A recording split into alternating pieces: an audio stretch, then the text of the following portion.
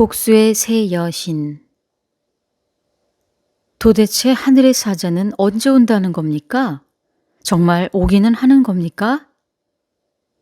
나는 조바심이 나서 애를 태우며 베르길리우스의 옷자락에 매달렸다. 아무리 믿음을 가지려 해도 두려움이 너무나 큰 탓에 안절부절 못하였다. 베르길리우스는 나의 심정을 이해할 수 있다는 듯 부드러운 표정으로 나를 안심시키려고 애썼다. 단테, 너무 염려하지 말게. 어떻든 이 싸움에서 이기고 말 테니까. 만약 그렇지 않고서는 아니야, 그럴 리가 없어. 내게 그렇게도 굳은 약속을 하셨는데. 베아트리체여, 약속하신 하늘의 사자는 왜 이렇게 더디게 오는 겁니까? 베르길리우스는 말꼬리를 흐리며 먼 곳으로 시선을 옮겼다. 나는 그의 말이 무얼 뜻하는지 알 수 없었고 때문에 질문조차 하지 못했다. 주위에는 깊은 안개가 자욱하게 깔리고 하늘까지 어두워 눈앞이 잘 보이지 않았다. 스승님, 누가 우리를 구하러 이곳까지 온단 말씀입니까? 천국과 가까운 그곳 연옥에서 절망만 남아있는 이 시면의 밑바닥까지 내려올 자가 과연 누구란 말씀입니까? 어림없는 일이죠. 크게 낙심한 나의 목소리에서는 슬픔이 묻어나고 있었다. 한 가지 궁금한 게 있습니다, 스승님. 여태껏 산자의 몸으로 제1옥에서 제9옥까지 이 지옥을 무사히 순례한 사람이 한 명이라도 있었습니까? 베르길리우스는 나에게서 등을 돌린 채 어두운 목소리로 대답하였다. 지금 우리가 가고 있는 이 길을 지나간 자는 한 명도 없었다네. 하기야, 누가 그런 험난하고 위험한 길을 선뜻 나서겠나. 그리고 또 누가 무슨 자격으로 이 지옥을 순례할 수 있겠는가. 그렇지만 스승님은 지금 저의 안내자가 되어 이 지옥을 지나고 있지 않습니까? 나는 베아트리체의 간청에 따라 모든 은총의 중재자이신 성모 마리아의 도움으로 하느님의 허락을 받았기 때문에 두려움 없이 나설 수 있었던 것이라네. 스승님도 이 길이 초행이시군요. 아니, 언젠가 한번 이 밑으로 내려간 적이 있었네. 하지만 그것은 잔혹한 무녀 에릭토의 마법 때문이었지. 그것은 내 영혼이 유체를 떠나 림보에 온 지 얼마 되지 않았을 무렵에 일어난 일이네. 에릭토는 제9옥인 유다의 옥에서 영혼 하나를 빼내기 위해 나에게 마법을 걸어 그곳까지 데리고 갔었지. 그곳은 하늘로부터 가장 먼 곳이라 어둡고 음침하기 짝이 없었다네. 비록 한 번 가본 길이지만 아직까지 정확히 기억하고 있으니 염려하지 말게.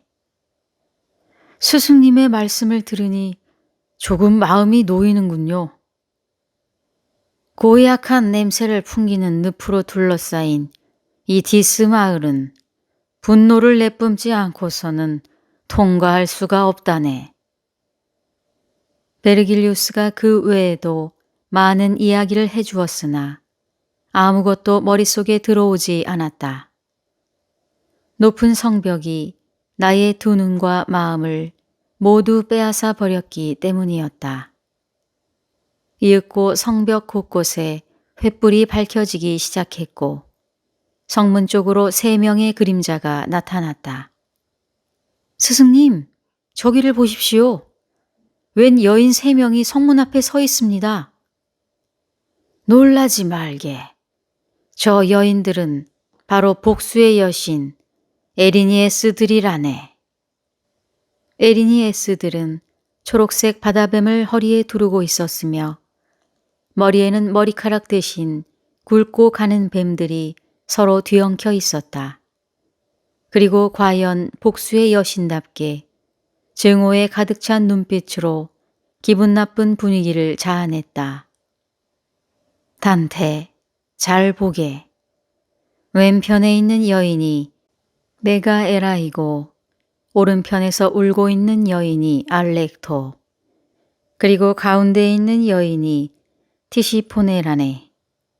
저 세 여신은 인간들뿐만 아니라 신들에게조차 공포의 대상이 되고 있지.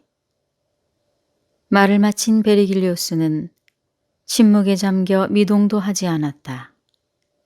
복수의 세 여신이 저마다 손톱으로 자신들의 가슴을 후비고 머리를 쥐어뜯으며 고함을 지르자 나는 그만 겁을 집어먹고 베르길리우스의 뒤쪽으로 한 걸음 물러섰다. 그녀들은 우리를 가리키며 분노의 표정으로 우르렁거렸다. 메두사만 오면 저 두 놈을 돌로 만들어 버릴 테다. 테세우스에게 습격당했을 때 복수하지 못한 것이 지금까지도 원통하구나. 베르길리우스는 재빨리 나에게 속삭였다. 단테, 자네는 돌아서서 눈을 감고 있게. 만일 메두사의 머리인 고르곤이 나타나 그의 눈에 띄기라도 하는 날이면 두 번 다시 지상으로 돌아가기가 어렵게 된다네. 베르길리우스는 나를 뒤로 돌려 세우더니 못 믿어온 듯 두 손으로 나의 얼굴을 가려주었다. 그리고는 강 쪽을 향해 쩌렁쩌렁한 목소리로 외쳤다. 오, 천상에 계신 지혜로운 분들이시여. 저 신비로운 시구의 너울 아래 감추어진 참뜻을 일깨우소서. 베르길리우스의 외침이 끝나기가 무섭게 갑자기 무시무시한 폭음과 함께 지푸른 먹구름이 몰려와 더럽고 탁한 물기둥을 일으키자 지옥의 골짜기가 부르르 떨렸다. 그것은 마치 찬 기운과 더운 기운이 부딪혀 거센 폭풍우를 몰고 오는 소리와도 같았다. 회오리 바람은 숲을 몰아쳐 나뭇가지들을 꺾거나 아예 뿌리째 날려버렸다. 앞길에는 집채 같은 파도에 휩쓸린 흙이 거칠게 소용돌이치며 패여 나갔다. 베르길리우스는 나의 얼굴에서 손을 떼며 말했다. 자, 이제 돌아서서 저쪽을 찬찬히 바라보게. 연기가 자욱한 태고의 물거품일세. 베르길리우스가 손짓한 곳을 바라보니 그곳에는 광란 상태인 천여 명의 넋들이 이리저리 도망치고 있었다. 그들은 마치 뱀을 만난 개구리처럼 정신없이 물속으로 뛰어들거나 바닥에 납작 들러붙었다. 그때 누군가가 발바닥도 적시지 않은 채 스틱스 강을 건너오고 있는 것이 보였다. 그는 왼손을 들어 이곳의 짙은 안개와 음산한 기운을 물리치며 당당하게 다가왔다. 나는 한눈에 그가 하늘의 사자임을 짐작할 수 있었다. 내가 베르길리우스에게 눈길을 보내자 그는 말없이 사자에게 인사를 하라는 손짓을 했다. 나는 경외심으로 가득한 눈빛으로 엉거주춤 인사를 했다. 하늘의 사자는 노여움에 쌓인 표정으로 디스의 성문 앞에 섰다.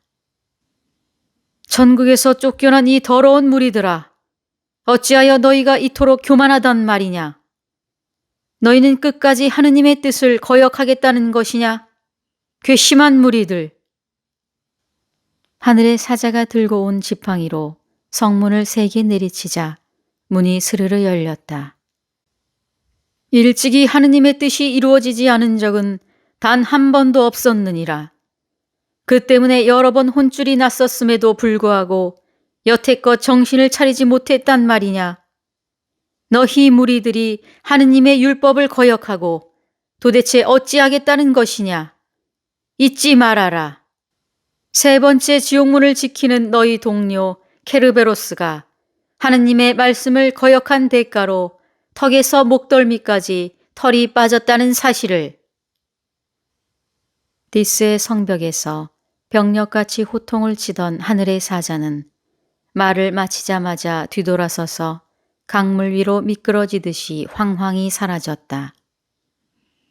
베르길리우스와 나에겐 아랑곳 없이 마치 다른 일에 몰두하느라 정신이 팔려있는 사람처럼 우리는 하늘의 사자가 사라져간 뒷모습을 한동안 바라보다가 용기를 내어 발길을 재촉하였다. 나는 불타는 숲으로 둘러싸인 도성안을 한번 보고 싶었던 터라 들어서자마자 곧 주위를 살펴보았다. 그 도성 안에는 양쪽으로 넓은 벌판이 있었고 그 드넓은 벌판에는 고뇌와 저주가 음울한 기운이 되어 안개처럼 짙게 깔려 있었다. 바닥은 무덤이 빽빽이 들어차서 울퉁불퉁하였고 무덤과 무덤 사이로는 불꽃이 펄럭거렸다.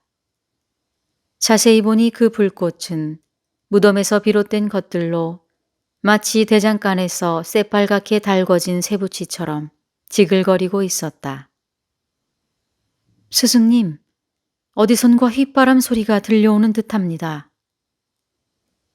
나는 바람 소리에 뒤섞인 휘바람 소리에 귀를 기울이며 베르길리우스에게 말했다. 이 소리는 휘바람 소리가 아니라 무덤에서 새어나오는 탄식의 소리라네. 그러고 보니 무덤이 모두 열려 있군요. 그렇다네. 저주받은 영혼들이 열려진 무덤 속에서 고통의 신음소리를 내는 것이지. 스승님, 저 무덤 속에 파묻혀 있는 자들이 도대체 누구이기에 저리도 애처롭게 한탄을 한단 말입니까? 이교도들과 이단 종파의 추종자들은 모두 이곳에 묻히게 된다네. 이곳 무덤에 묻힌 자들의 수는 자네가 상상하는 것보다도 훨씬 많지. 그런데 왜 무덤마다 시뻘건 불이 타오르고 있습니까? 저들은 같은 종파를 믿었던 자들끼리 비슷한 구역 안에 묻혀 있는데 무덤들 모두 불길에 휩싸여 타오르고 있긴 하지만 그 뜨겁기는 저마다 각각 차이가 있다네. 불길의 뜨겁기는 죽은 자가 살아있을 때 믿었던 종교에 대한 신앙심과 비례하게 되지. 말을 마친 베르길리우스는 오른쪽으로 돌아서서 불을 뿜고 있는 무덤과 무덤 사이로 나를 인도했다.